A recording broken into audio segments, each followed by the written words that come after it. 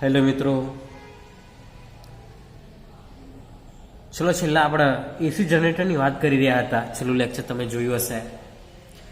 એસી જનરેટરની આપણે વાત કરી રહ્યા હતા, એમાં આપણે વાત અધૂરી રહી ગઈ હતી. તો જુઓ, એસી જનરેટર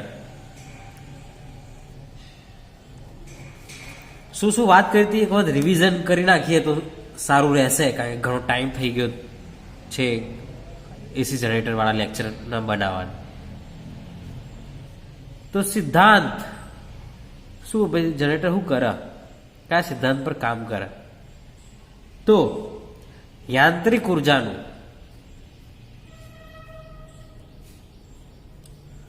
વિદ્યુત ઉર્જામાં રૂપાંતર, યાંત્રિક ઉર્જાનું વિદ્યુત ઉર્જામાં રૂપાંતર કરાય.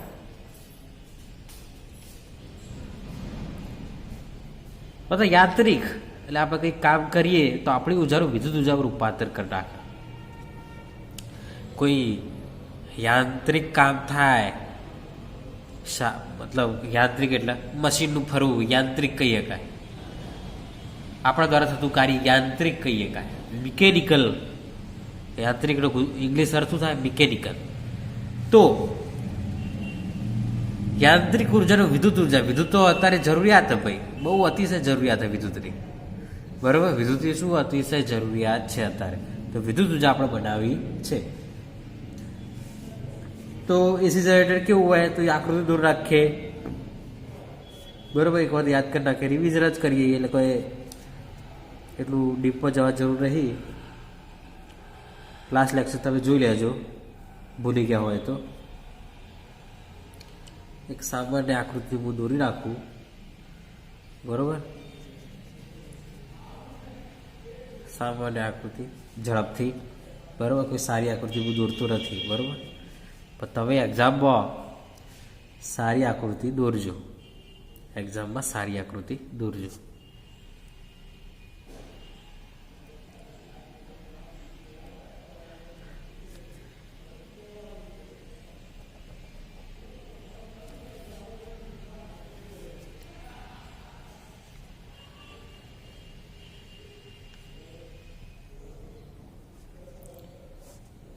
બે ચુંબકો હ એન અને એસ, બે ચુંબકો, એકનો એન એટલે નોર્થ ધ્રુવ, બીજાનો એસ મતલબ સાઉથ ધ્રુવ. બે ચુંબકો, આ ચુંબક, એના વચ્ચે ગૂંચળું મૂકી દેવાનું. ગૂંચળું કંઈક આવા આકારનું હોય, તારનું બનેલું ગૂંચળું અહીંયા મેલી દીધું, બરાબર. એક જ નહીં, ઘણા બધા ગૂંચળા મેળવામાં આવો એટલે અમુકને ના લાગે ભાઈ એક જ, ઘણા બધા. પણ આ તો એકને આપણે લઈને થિયરી સમજવાની છે, બરાબર. એટલે રિંગ, બરાબર, ઓના સાથે જોડાયેલી હોય. બીજી રિંગ નજીકમાં વધારે સારી આકૃતિ દોરતો રહી. લાસ્ટ હવે આપણે સારી એવી આકૃતિ દોરી હતી, બરાબર. જોઈ લેજો છેલ્લું લેક્ચર, કંઈક આવું હતું, બરાબર. પછી અહીંથી તાર નીકળે, અહીંથી તાર નીકળે આ રીતે. અને આ તાર વચ્ચે આપણે એસી વોલ્ટેજ વળતો હતો, એસી વોલ્ટેજ આ તાર વચ્ચે. આ તારને બી થોડો અહીં દર્શાવી દીધું, કારણ કે થોડું પીલું થઈ ગયું હતું, બરાબર. હવે જુઓ, આ તો આકૃતિ સામાન્ય બી દોરી નાખી, ચોપડીમાં એક વાત જોઈ લેજો. છેલ્લા આપણે એક વસ્તુ લાવ્યા હતા, કઈ રીતના ઉત્પન્ન થાય. તો એર અને એસ વચ્ચે મેલેલું બી જે હ, ચુંબકીય ક્ષેત્ર બી એટલે એન થી એસ તરફ હોય, એન થી એસ એટલે આ દિશામાં બી. હવે ગૂંચળું જ્યારે ફરવામાં આવે, ગૂંચળું કઈ તા આઈતા ગૂંચળું હોય, આઈતા હાથ જો, આઈતા ફરે, આઈતા ફરે, આઈતા ફરે, આઈતા ફરે, આઈતા આખું ચક્કર વાળે ગોળ, આ ગૂંચળું. હવે જ્યારે ગૂંચળું ફરે તો શું થાય, શું ફેરફાર થાય? તો ગૂંચળું ફરે તો એના લીધે ચુંબકીય ક્ષેત્ર બદલાય, ચુંબકીય ક્ષેત્ર બદલાય, ચુંબકીય ક્ષેત્ર બદલાય, ચુંબકીય ફ્લક્સ બદલાય, ચુંબકીય ફ્લક્સ બદલાય. તો હવે ચુંબકીય ક્ષેત્ર કઈ રીતના બદલાય તમે કહેશો, ચુંબકીય ફ્લક્સ કઈ રીતના બદલે, ચુંબકીય ક્ષેત્ર અથવા તો ક્ષેત્રફળના લીધે કઈ રીતના શું થાય તો એની વાત કરો. જો ફ્લક્સનું સૂત્ર આપણને ખબર એ ટુ બી એટલે એ બી કોસ થીટા, એ અને બી કોસ, ને બી એટલે ચુંબકીય ક્ષેત્ર આ બે વચ્ચે હ, એ એટલે વાળું ક્ષેત્રફળ. બરાબર. હવે થીટા શું હોય, એ અને બી વચ્ચેનો ખૂણો, એ અને બી વચ્ચેનો ખૂણો, થીટા એ અને બી વચ્ચેનો ખૂણો છે. એ અને બી વચ્ચેનો ખૂણો, આ ખૂણો બદલાય, એના લીધે ફ્લક્સ બદલાય. કઈ રીતના? જો આયતા પહેલા ગૂંચળું હોય, આયતા તો ચુંબક ક્ષેત્ર કઈ દિશા હોય, આયતા ઊભું હોય, હંમેશા લંબ હોય. યાદ કરો, હંમેશા કેવું હોય, લંબ. જો આ રીતે હોય તો આમ હોય ચુંબક ક્ષેત્રફળની દિશા. જો નીચું હોય તો આમ હોય, આબા સાઈડ હોય તો આમ હોય. બરોબર. એટલે એની દિશા બદલાય, ક્ષેત્રફળ સદિશની દિશા બદલાય. બીની દિશા બદલાય ખરા? તો ના, બી તો ઓમથી ઓમ જ છે, એનથી એસ તરફ જ છે, એનથી એસ તરફ જ છે. બીની દિશા બદલાતી નહીં, પણ એની દિશા બદલાય તો એથી ખૂણો બદલાય, ખૂણો બદલાય, ફ્લક્સ બદલાય, ફ્લક્સ બદલાય તો ઈએમએફ ઉત્પન્ન થાય. કયા નિયમ પ્રમાણે? ફેરાડેના નિયમ પ્રમાણે, d∅/dt. માઇનસ શું હોય? લેન્ઝનો નિયમ સૂચવા, યાદ જ નહીં. ફ્લક્સ બદલાય, સમય સાથે ફ્લક્સ બદલાય તો ઈએમએફ ઉત્પન્ન થાય, ઈએમએફ ઉત્પન્ન થાય તો ભાઈ પ્રવાહ ઉત્પન્ન થવાનો હોય. પ્રવાહ ઉત્પન્ન તો અહીંથી આપણે મળશે, અહીંથી આપણે મળશે એસી વોલ્ટેજ, એસી પ્રવાહ, એસી વોલ્ટેજ અથવા તો એસી પ્રવાહ મળશે આપણને આ તાર દ્વારા, આ બ્રશના દ્વારા. આ તારમાં ઉત્પન્ન વાય ઉત્પન્ન એના લીધે વાય મળશે. ચલો ક્લિયર આ વાત. અને બીજું આ ઈએમએફ કેટલું, ઈએમએફ હતો તો એના વી કહી દઈએ તો આટલું, વીએફ સાઇન ઓમેગા ટી. યાદ? આ છેલ્લા આપણે મેળવ્યું હતું છેલ્લા લેક્ચરમાં. વી મેક્સિમમ કેટલું હતું? એન બી એ ઓમેગા સાઇન ઓમેગા. આટલો વોલ્ટેજ, આટલો ઈએમએફ ભલા આપણે. બરોબર. વોલ્ટેજ બદલા મતલબ પ્રવાહ બોલા, વોલ્ટેજ મતલબ પ્રવાહ બોલ. કારણ કે વોલ્ટેજ ક્યારે હોય? જ્યારે પ્રવાહ હોય ત્યારે. આટલું તો આપણે છેલ્લા જોઈ રાખ્યું. તો હવે આપણે આગળ વધવાનું, તો ચલો આગળ વધીએ આપણે. આટલું તો આપણે છેલ્લા લેક્ચરમાં જોઈ રાખ્યું હતું. યાદ ના હોય તો એક ફરીથી આના પહેલાંનું લેક્ચર જોઈ લેવું બધાએ. બરોબર. ચલો હવે આગળ વધીએ આપણે. તો હવે આ એસી જનરેટર કઈ રીતના કામ કરાય એની આપણે વાત કરી તો તમને સમજાવી દીધું. ફરીથી એક વાત આકૃતિ દ્વારા સમજાવી દઈએ. તો જુઓ, ચોપડી લઈ આવ જુઓ. આ લખતો નથી, ડાયરેક્ટ સમજાવી દઉં તમને. આ ગૂંચળું આપણું, જે ગૂંચળું દોર્યું હતું એ બી કઈ દિશામાં? આ દિશામાં. બરોબર. બી આ દિશામાં, આમ આમ આમ. બરોબર. આ ગૂંચળું હા, જ્યારે ફરહ આમ આવે ત્યારે એ કઈ દિશા? આમ. એટલે બી અને એ વચ્ચેનો ખૂણો કેટલો? 0. ખૂણો 0 એ વખતે વી કેટલો થાય? તો જો વી બરાબર 0 એટલે વોલ્ટેજ 0. ફ્લક્સ એને બી મળે, વોલ્ટેજ 0 મળે.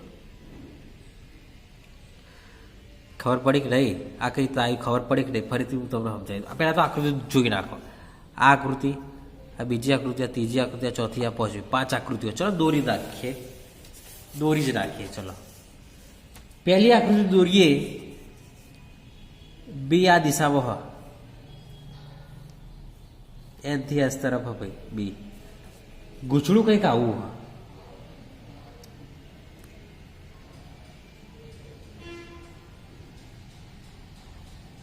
આયતા ઊભું હોય. બરોબર. આયતા સમજો, આકૃતિ દ્વારા આયતા ઊભું હોય તો એ કઈ દિશામાં હાડો? આ દિશામાં એ હ. બી પણ આ દિશામાં હ. તો ખૂણો કેટલો થયો ભાઈ? 0. એ અને બી સમાન દિશામાં હોય તો ખૂણો કેટલો થાય? 0. હવે ફ્લક્સ એટલા એ બી કોસ થીટા, અથવા તો જો એન આટા હોય તો એન એ બી કોસ થીટા થાય. ચલો એન એ બી કોસ થીટા એટલે 0, થીટા એટલે 0. ચલો 0 મિલ દો. કોસ 0 એટલે 1, કોસ 0 એટલે 1 તો એન એ બી.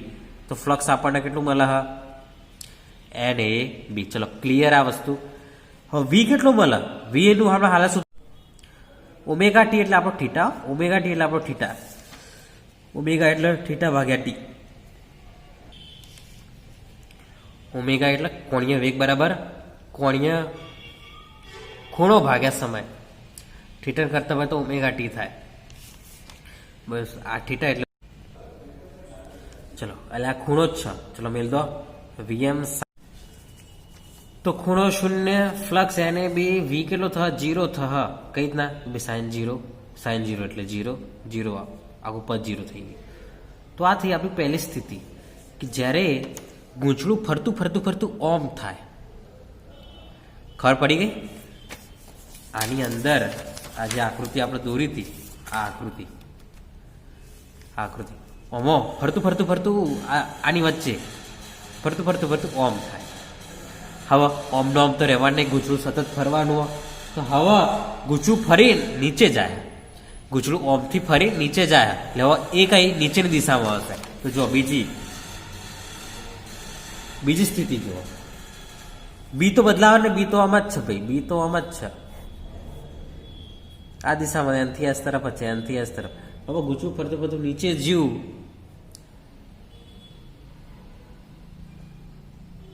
નેચરની તરફ, એ હવા કઈ દા નીચેની તરફ આવી તા. ખબર પડી? નીચેની તરફ એ તો નીચે તરફ એ હવે બી આમ હ, એ આમ હ, તો બે વચ્ચેનો ખૂણો કેટલો થયો?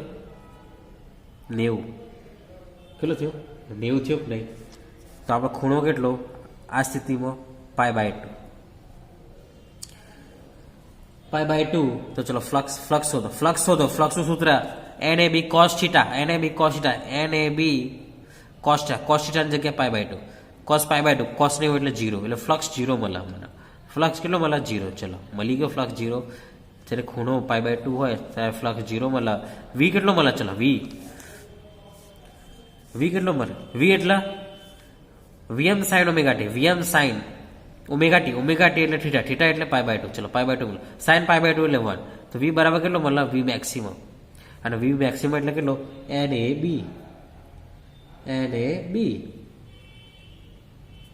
ઓમેગા, NAB ઓમેગા એ આપણો Vm. એટલે વી મેક્સિમમ મળે આ ક્યારે? જ્યારે ખૂણો π/2 હોય ત્યારે. ચલો ત્રીજી સ્થિતિ. એ રીતે સ્થિતિ બદલતા જાઓ. હવે પહેલા ઓમ હતો, પછી ઓમ થયો, પછી ઓમ થહક નહીં થાય? થશે, ઓમ થશે. તો ત્રીજી સ્થિતિ. આ પહેલી સ્થિતિ હતી, આ બીજી સ્થિતિ. ત્રીજી સ્થિતિ જુઓ. બી તો બદલાવા નહીં, બી તો આ દિશામાં એનથી એસ તરફ જ છે, એનથી એસ તરફ. હવે જો ત્રીજી સ્થિતિ.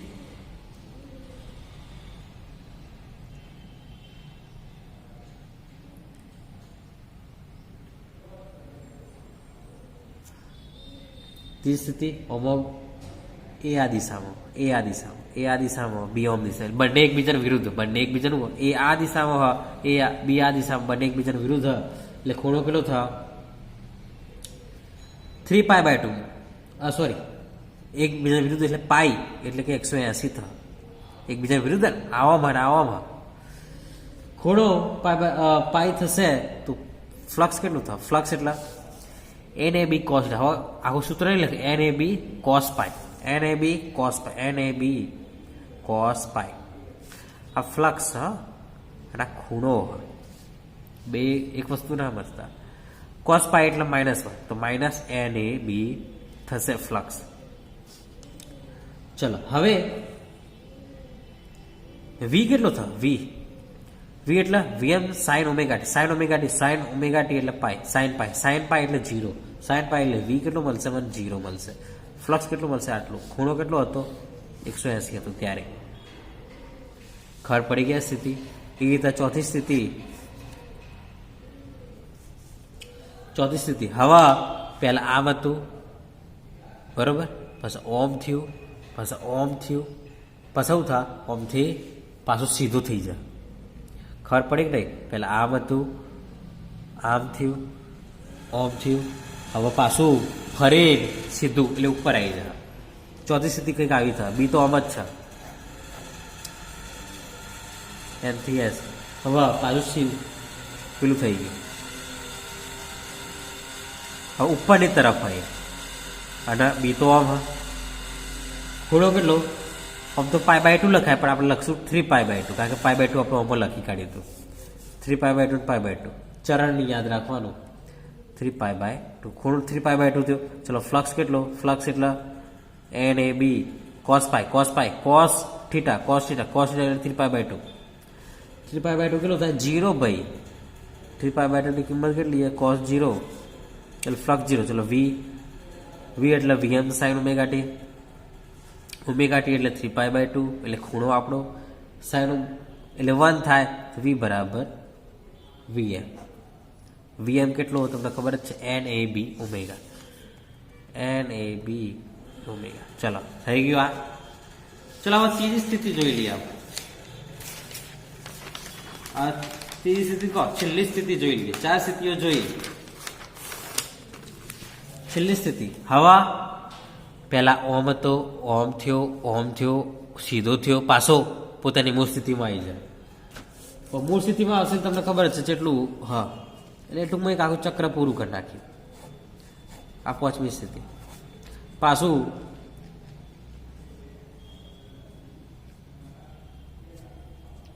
સીધો થઈ ગયો અને આ બી તો એ દિશામાં છે એટલે એ બી વચ્ચે ખૂણો કેટલો થીટા એટલે 0. તો ફ્લક્સ કેટલો જો પહેલા હતો એટલો ને એટલો વી કેટલો બી 0. એટલે જો શું થાય હા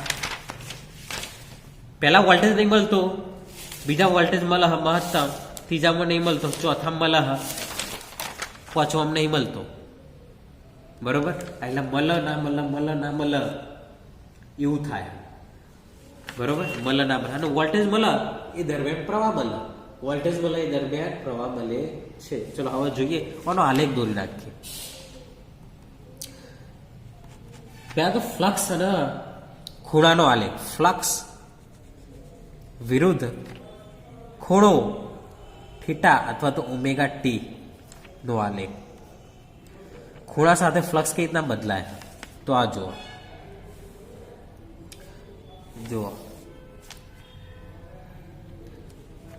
જ્યારે ખૂણો 0 હતો ફ્લક્સ કેટલું હતું 0 હતો ફ્લક્સ મહત્તમ એટલે આ ધારો કે ઓમેગા ટી મતલબ ખૂણાની અક્ષ અને આ ફ્લક્સની અક્ષ એટલે 0 ખૂણો પછી π/2 ખૂણો પછી પાઈ ખૂણો 3π/2 ખૂણો અને છેલ્લે 2π ખૂણો આ રીતે લઈશું આપણે. ચલો એટલે ખૂણો થીટા બરાબર 0 લખો તો 2π લખો કારણ કે આખું ચક્ર પૂરું કરી નાખે. આખું ચક્ર પૂરું કરે એટલે 2π. હવે જુઓ 0 હતો એટલે મેક્સિમમ π/2 આવે એટલે 0 થઈ જાય પાઈ આવે તો પાછું મેક્સિમમ 3π/2 આવે એટલે 0 થઈ જાય 2π આવે તો પાછું મેક્સિમમ થાય. જો 2π આવે તો પાછું મેક્સિમમ થાય એટલે ફ્લક્સ કઈ રીતના આયતા થાય આયતના બદલાય. ફરીથી જુઓ 0 એટલે મહત્તમ એટલે ઉપર દર્શાવે મેં π/2 આવે એટલે ફ્લક્સ કેવું 0 થઈ જાય. π/2 આવે તો ફ્લક્સ કેવું 0 દેખો π/2 હોય તો ફ્લક્સ કેવું 0 હોય 0 થઈ ગયું. પછી પાઈ આવે તો મહત્તમ આ મહત્તમ પાછું 3π/2 એ 0 પાછું 2π આવે તો મહત્તમ થઈ ગયું. આ એ જ રીતે વોલ્ટેજની આપણે વાત કરીએ. વોલ્ટેજ મતલબ EMF આપણું એ ખૂણા હંગાત કઈ રીતના બદલાય આલેખ જોઈ નાખીએ આપણે. ખૂણા હંગાત કઈ રીતના ફેરફારિત થાય એની આપણે વાત કરી નાખીએ. ચલો જુઓ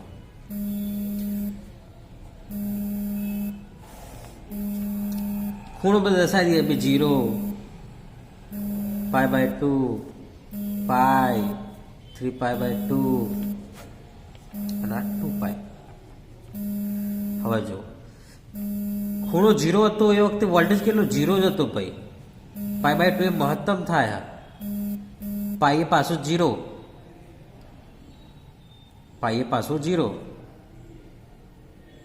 3π/2 મહત્તમ પાછો 2π એ 0 આવું થાય. તો વોલ્ટેજ આ રીતે બદલાય ખૂણો 0 તો વોલ્ટેજ 0, π/2 એટલે મહત્તમ પાઈ એટલે 0, 3π2 એટલે મહત્તમ 2π એટલે 0, એટલે આ રીતના બદલાય. એટલે વોલ્ટેજ કઈ રીતે સાઈનના નિયમ પ્રમાણે આ સાઈનનો આલેખ મેથ્સવાળા વધારે સમજશે કે આ જે આલેખ હોય સાઈનનો આલેખ કહેવાય. એટલે વોલ્ટેજના સૂત્રમાં સાઈન આવતું હતું, યાદ હોય તો. ફ્લક્સનું સૂત્ર આ કોસાઇનનો આલેખ મતલબ કોસનો આલેખ, એટલે ફ્લક્સના સૂત્રમાં કોસ આવતું હતું. એટલે આપણે આલેખ જોઈને કહીએ કે ભાઈ કે ફ્લક્સ એ કોનું વિધેય કોસ થીટાનું, વોલ્ટેજ એ કોનું વિધેય સાઇન થીટાનું, કારણ કે એવું આલેખ આવે. આ જે 0 થી સ્ટાર્ટ થતો હોય એ સાઇનનો આલેખ કહેવાય, જે ઉપરથી મતલબ કોઈ મૂલ્યથી સ્ટાર્ટ થતો હોય કોસાઇનનો આલેખ મતલબ કોસનો આલેખ કહેવાય. આ વસ્તુ યાદ રાખજો. તો આલેખ આપણે જોઈ લીધો, બરોબર. તો આ થઈ આપણે એસી જનરેટરની વાત. કયો ઉપયોગ થાય? હા, તો ભાઈ એસી જનરેટરમાંથી આપણે શું લેવું? વીજળી ઉત્પન્ન કરવી. વીજળી ઉત્પન્ન કરવા માટે કોક કરી ઓને ફેરવવું પડે. આ ફરશે, ફ્લક્સ બદલાશે, ઈએમએફ ઉત્પન્ન થાય તો વોલ્ટેજ મળશે, પ્રવાહ મળશે. તો આને ફેરવવા માટે શું કરવામાં આવે? તો પેલો ધોધ પડતો હોય ને, તો ધોધના નીચે ટર્બાઇન ગોઠવી નાખવામાં આવે. અને ટર્બાઇનના આગળ આ ગૂંચળું જોઈન કરી નાખવામાં આવે. આટલે એક ટર્બાઇન, પાછળ એક ટર્બાઇન જોઈન કરી નાખવામાં આવે. આ રીતના અને ઓના ધોધ પડતો આ રીતના મેળ દેવામાં આવે. એટલે ધોધ પડે એટલે આ ફર એના આગળ જોઈન્ટ ગૂંચળું એ ફર, બસ પ્રવાહ મળે. એટલે કોઈ પરિશ્રમ જ કરવાની જરૂર નહીં. ને આમ તો હું આપણે ફેરવવું પડે કોઈક મશીન દ્વારા. મશીન ફેરવા જો તો એમાં વીજળી વપરાય, એટલે વીજળી વાપરવાથી વીજળી મળે એ તો કોઈ મજા ના આવી. ખબર પડી? વીજળી ઓને ફેરવવા માટે વાપરી અને વીજળી મળી એટલે કોઈ મજા ના આવી. એટલે આપણે એવું કોઈક કરવું પડે કે ભાઈ વીજળી વાપર્યા વગર ફરે અને વીજળી મળે. ખબર પડી કે નહીં? વીજળી વાપર્યા વગર ફરે અને વીજળી મળે એવું કોઈક કરવું પડે. તેના માટે આ પાણીનો વ્યવસ્થિત ઉપયોગ, ડેમ હોય અમુક ઊંચાઈએથી પાણીના ધોધના નીચે ટર્બાઇન ફેરવામાં આવે. ટર્બાઇન સાથે ગૂંચળું જોઈન્ટ કરી નાખવા, ગૂંચળું ફરે, પાણી હંગાત પાણી પડે એ રીતે ફરે, બસ તો આપણે વીજળી મળે. તો આના શું કહેવાય? આવા જનરેટરને હાઇડ્રો ઇલેક્ટ્રિક જનરેટર કહેવાય. એસી જનરેટર જ પણ પાણીના લીધે ઉત્પન્ન થાય, પાણીના લીધે ફરે, એટલે એને હાઇડ્રો ઇલેક્ટ્રિક જનરેટર કહેવાય. શું કહેવાય? Hydro electric generator. હાઇડ્રો એટલે પાણી, ઇલેક્ટ્રિક જનરેટર પાણી દ્વારા. પછી અમુક જગ્યાએ વરાળ દ્વારા, પાણીની વરાળ દ્વારા ફેરવવામાં આવે, કારણ કે વરાળને નોખવામાં આવે. વરાળને નોખવામાં એના લીધે પેલું ટર્બાઇન ફરે, ગૂંચળું ફરે તો વોલ્ટેજ ઉત્પન્ન થાય. તો એવા જનરેટર શું કહેવાય? Thermal generator. હવે પાણીની વરાળ બનાવવા માટે એનો ઉપયોગ થાય કોલસાનો અથવા બળતણનો ઉપયોગ. એટલે એના દ્વારા પાણીની વરાળમાં રૂપાંતર કરવામાં આવે અને ઊંચા દબાણે આ વરાળને મદદથી આર્મેચરને ભ્રમણ, આર્મેચર એટલે આપણે ગૂંચળુંને ભ્રમણ કરાવવામાં આવે, બરાબર. આવા જનરેટર થર્મલ જનરેટર કહે છે. બીજું, અમુક ન્યુક્લિયર પદાર્થોનો ઉપયોગ કરવામાં આવે પાણીને ગરમ કરવા માટે અને વરાળમાં રૂપાંતર કરવા માટે. તો એવા જનરેટરને ન્યુક્લિયર જનરેટર કહેવામાં જનરેટર. ખબર પડી? હવે હું કોલસો ચાલી રહે, કોલસો બળતણ કોઈ લાકડું હોય એના દ્વારા પાણી ગરમ કરી એની વરાળનો ઉપયોગ કરવામાં. જ્યારે આમાં તો બધા જે ખૂબ જ વધારે ઉર્જા ઉત્પન્ન કર્યું એવા પદાર્થોનો ઉપયોગ હોય, ન્યુક્લિયર પદાર્થોના દહન દ્વારા ફેરવવામાં. પેટ્રોલ ડીઝલના દહન દ્વારા વરાળ ઉત્પન્ન કરવામાં અને વરાળ દ્વારા આપણા જનરેટરને ફેરવવામાં આવે, એટલે વીજળી ઉત્પન્ન કરવામાં. તો આ રીતે વિવિધ રીતે ઉપયોગ કરવા. પવન ચક્કીમાં એવું જોઈએ ભાઈ, પવન ચક્કીમાં પવનના પોખિયા ને, પેલા પવન ચક્કીના પોખિયા એ ટર્બાઇન આગળ જોઈન્ટ હોય. એટલે પવન ચક્કીના પોખિયા ફરે, ટર્બાઇન ફરે તો એના આગળ જોઈન્ટ ગૂંચળું ફરે તો વીજળી ઉત્પન્ન થાય. જેટલું ઝડપથી ફરે એટલું વધારે ઉત્પન્ન થાય. એટલું યાદ રાખવાનું, જેટલું ઝડપથી આ ફરે એટલું વધારે ઉત્પન્ન થાય, ફટફટ ઉત્પન્ન થાય, ધીમે ધીમે ફરત ધીમે ઉત્પન્ન થાય. એટલે પવન ચક્કી દ્વારા વધારે ઉત્પન્ન ના કરી શકાય. એટલે તો પવન તો આપણો વાય જ છે બહુ, બરોબર. શિયાળામાં તો વધારે વાય પવન, તો આપણે આટલું બધું પવન વાય તો આપણે બહુ ઉત્પન્ન કરીએ, પણ એવું નહીં, કારણ કે પવન વાય ખરા પણ પેલું ટર્બાઇન ધીમું એટલું બધું સ્પીડમાં ના ફરી શકે. એટલે વધારે વીજળી ઉત્પન્ન કરવી હોય તો સ્પીડમાં ફેરવવું જરૂરી છે. એટલે પાણી દ્વારા વધારે સ્પીડમાં, કારણ કે પાણી વધારે સ્પીડથી પડતું હોય છે નીચેની તરફ, બરોબર. ચલો આ વાત ખબર પડી ગઈ. બીજું, આ પ્રવાહ કયો બને? તો એસી પ્રવાહ બને. કયો પ્રવાહ બને? એસી પ્રવાહ, બરોબર. એસી અને ડીસીની વાત આપણે નેક્સ્ટ જ્યારે પાઠ ચલાવશું એ વખતે બહુ કરે, કારણ કે નેક્સ્ટ પાઠ આખો એસી પ્રવાહ આધારિત, બરોબર. તે વખતે બહુ વ્યવસ્થિત વાત કરીએ એસી અને ડીસી. પણ હવે કયો પ્રવાહ બને? એસી પ્રવાહ બને. કયો પ્રવાહ બને? એસી પ્રવાહ અહીં આપણને બને છે. તો એ આ પાર્ટની થિયરી બધી જ પૂરી થઈ જાય. છેલ્લી આ થિયરી હતી જે આપણે છેલ્લા 2 લેક્ચર પર જોઈ રાખી. હવે કાલથી આપણે દાખલાઓની વાત કરીશું, દાખલાઓ જોઈશું. જે ટોપિક કેન્સલ હોય એ દાખલાઓ આપણે નહીં જોઈશું, પણ જે આપણે આવવાના એ આપણે જોઈશું, બરોબર. તો સારું.